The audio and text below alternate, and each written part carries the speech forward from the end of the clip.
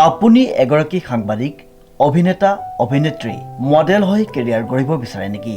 যদি বিচাৰে তেন্তে যোগাযোগ কৰক নিউজ নাও।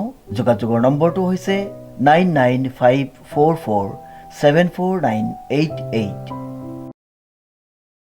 ইংৰাজী নৱবৰ্ষৰ প্ৰথম দিনটোতে বন্ধু জুবিন গাৰ্গক সোঁৱৰি শিল্পী দিগন্ত ভাৰতীয়ে গুণগুণালে মনলৈ উভতি আহে লৰালি। উল্লেখযোগ্য যে উত্তৰ গুৱাহাটী GNRC হস্পিটেলৰ ত্ৰয়োদশ বৰ্ষপূৰ্তি উপলক্ষে উপস্থিত থাকে সংগীত শিল্পীগৰাকী।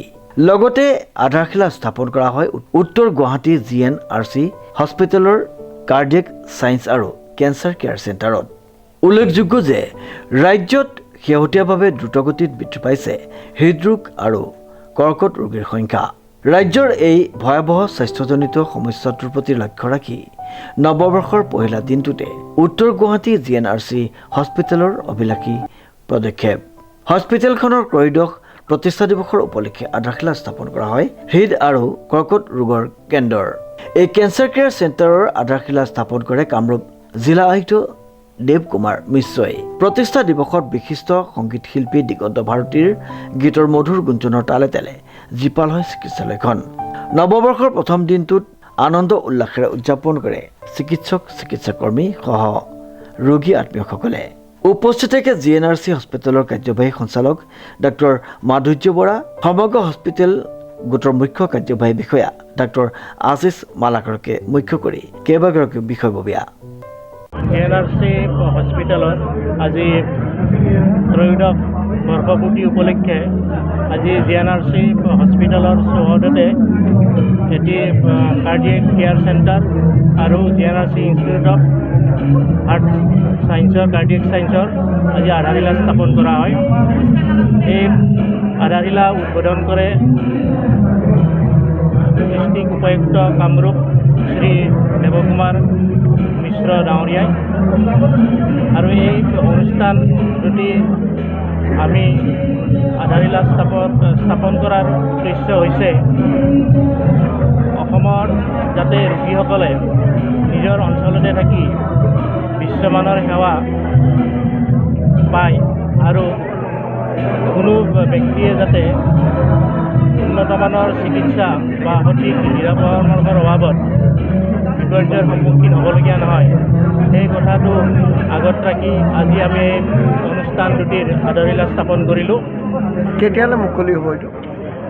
আমাৰ আজি আধাৰশিলা স্থাপন কৰা হ'ল আৰু অনতিপলমে আমি নিৰ্মাণ কাৰ্য সম্পূৰ্ণ কৰি আমি আশা কৰিছোঁ GNRC কাৰ্ডিয়েক চেণ্টাৰৰ আমি আজি আৰু 3 মাহৰ ভিতৰত নিৰ্মাণ কাৰ্য সম্পূৰ্ণ কৰি আমি ৰাইজৰ সেৱাৰ বাবে আগবঢ়াই দিব পাৰিম। GNRC কেঞ্চাৰ কেয়াৰ ইনষ্টিটিউটত মুঠতে 200 ৰোগীৰ বিচনাৰ ব্যৱস্থা থাকিব আৰু তেনেদৰে GNRC কাৰ্ডিয়েক যিটো চেণ্টাৰ তাতো 200খন ৰোগীৰ বাবে বিচনাৰ ব্যৱস্থা থাকিব। বিশেষকৈ কেঞ্চাৰৰ ক্ষেত্ৰত অত্যাধুনিক যন্ত্ৰপাতি আমি ইয়াত আনি ৰোগীসকলক যাতে বিশ্বমানৰ সেৱা আগবঢ়াব পাৰে তাৰে বাবে আমি ব্যৱস্থা কৰিম। তেনেদৰে কাৰ্ডিঅ'লজিৰ ক্ষেত্ৰতো বিশেষকৈ পেডিয়াট্ৰিক কাৰ্ডিঅ'লজিৰ ক্ষেত্ৰত আমাৰ শিশুসকলৰ যিসকলৰ কিছুমানৰ জন্মগত জন্মগতভাৱে হৃদয়যন্ত্ৰৰ প্ৰব্লেম থাকে তেখেতসকলক যাতে অসমতে অভিজ্ঞ চিকিৎসকৰ দ্বাৰা সফলভাৱে চিকিৎসা কৰি সুস্থ কৰি তুলিব পাৰি, সেই উদ্দেশ্যে আগত ৰাখি আমি GNRC ইনষ্টিটিউট অফ কাৰ্ডিয়েক ছায়েন্সৰ আজি আধাৰশিলা স্থাপন কৰিছোঁ। আজি নতুন বছৰৰ প্ৰথম এই আজি নৰ্থ গুৱাহাটীৰ GNRC বাতৰিত আছোঁ। GNRC গোটেই পৰিক্ষেত্ৰৰ ভিতৰতে আছোঁ। তেওঁলোকৰ ফাউণ্ডেশ্যন ডে আৰু ময়ো নিজকে সৌভাগ্যৱান বুলি ভাবিছোঁ এইকাৰণে কাৰণ যিকোনো চিকিৎসালয় বা মানৱ সেৱাৰ লগত জড়িত এই যিটো সেৱা বিষয় স্বাস্থ্যৰ লগত জড়িত, গতিকে তেনেকুৱা এটা ভাল পবিত্ৰ বিষয় এটাৰ লগত আজি নতুন বছৰৰ প্ৰথম দিনটোতে ইয়াতে আহিবলৈ পাই ভাল লাগিছে মোৰ। আৰু আটাইকে নতুন বছৰ এই 2026 প্ৰথম দিনটো বহুত শুভকামনা জনাইছোঁ।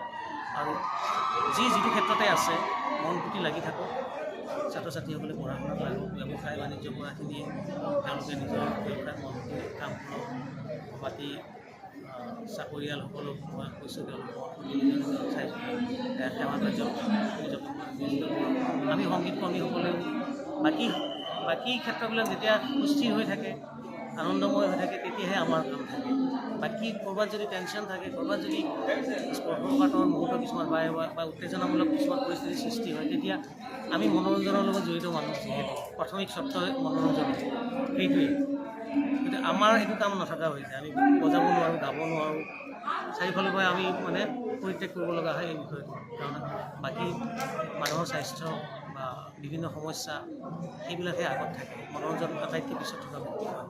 গতিকে বাকী সকলো যেতিয়া ভালে থাকিব সকলো দিশ সমাজত, তেতিয়া সামাজিক, ৰাজনৈতিক, অৰ্থনৈতিক যিমান আছে তাৰপিছতে সাংস্কৃতিক কৰ্মীসকলে নিজৰ মন খুলি কাম কৰাৰ কাৰণে এটা পৰিৱেশ পায় বা ৰচনা হয় পৰিৱেশ। গতিকে মই ভাবোঁ আটাইৰে ভালে ভালে যাওক 26 চন, তেতিয়াহে আমি এই পৰিৱেশটো পাম, আমি সুন্দৰকৈ গীত মাত কৰিব পাৰিম, ৰাইজক মনোৰঞ্জন দিব পাৰিম। মনোৰঞ্জনৰ জৰিয়তে আমাৰো দায়িত্ববোধ থাকিব, সমাজত যি ক'ৰবাত বেমিচালি আছে বা খামখেয়ালি আছে বা ক'ৰবাত মতানৈক্য আছে বা বিবাদ আছে, সেইখিনি যাতে মষিমূৰ কৰিব পাৰোঁ। আমাৰ সাংস্কৃতিক মোৰ অন্যতম বন্ধুৰ তালিকাত থকা শীৰ্ষত যিকেইটা নাম আছে তাৰে ভিতৰত যিখিনি অন্যতম।